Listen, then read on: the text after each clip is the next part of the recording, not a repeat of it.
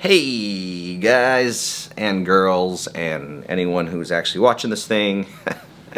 Alright, so enough with the funny talk, and on what I bought this week, we are going to talk about this right here. This is the Sony RX100 Mark V, and it's got the flippy screen on it. So this is a very well-reviewed camera on the internet. You can probably find at least 100 videos about this thing. And this is actually the 5th version. The 6th version just came out about a week ago. I opted to buy the 5th version, and I'll tell you why. And it's very interesting because there's actually still for sale version 3, version 4, version 5, and now version 6. That means that Sony is actually thinking that the consumer really still wants some of the older versions. This one being version 5, the last version, has pretty much all the options that the 6th version have, minus one option, which is that is $200 cheaper. No, but seriously, it has a better lens. It has a lens that does 1.8 to 2.8, which means that it can shoot really, really well in low light. The Mark VI version that just came out, that's $200 more expensive. It has a longer lens, so you can shoot telephoto stuff, but you also lose a lot of low light ability. And why is that important? Well, I'll tell you why. Because you see this is an iPhone, and this is the RX100. The RX100, as you can see, is really tiny. It's smaller than an iPhone 10.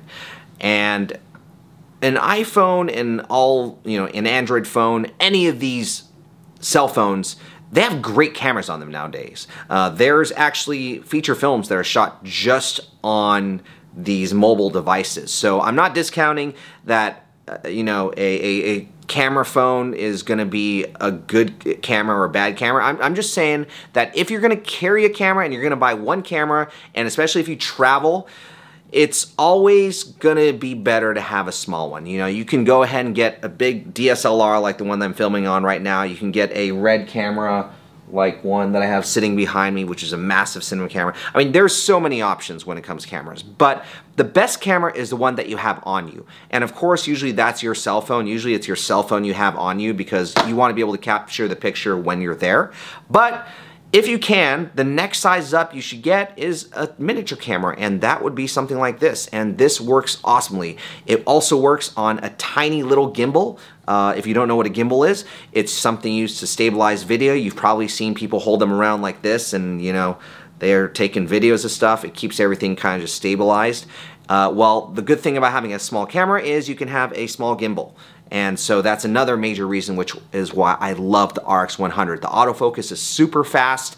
It takes rapid fire pictures, like 20-some pictures in a row, and it shoots in RAW format, which means you can edit. You get better images to edit in Lightroom or in Photoshop or whatever you use, even if you don't edit, even if you're just, someone that wants to shoot something straight out of camera, the images look awesome. High megapixel. I purchased it because it is something small. I needed something tiny that had really high image quality, could shoot 4K, and this was it. And as a testament, I have actually purchased this and sold it 3 times already because I kept on thinking, do I really need it? Maybe I should have something larger. Maybe I should have something more powerful. But at the end of the day, I actually went back and bought it again, and I am keeping it this time. This is the one to get, the RX100 Mark V. Best little camera, best little travel camera. Highly recommend it. Go out and get it if you need a small camera and you don't want to just use your cell phone. This is it. See you on another episode of What I Bought This Week.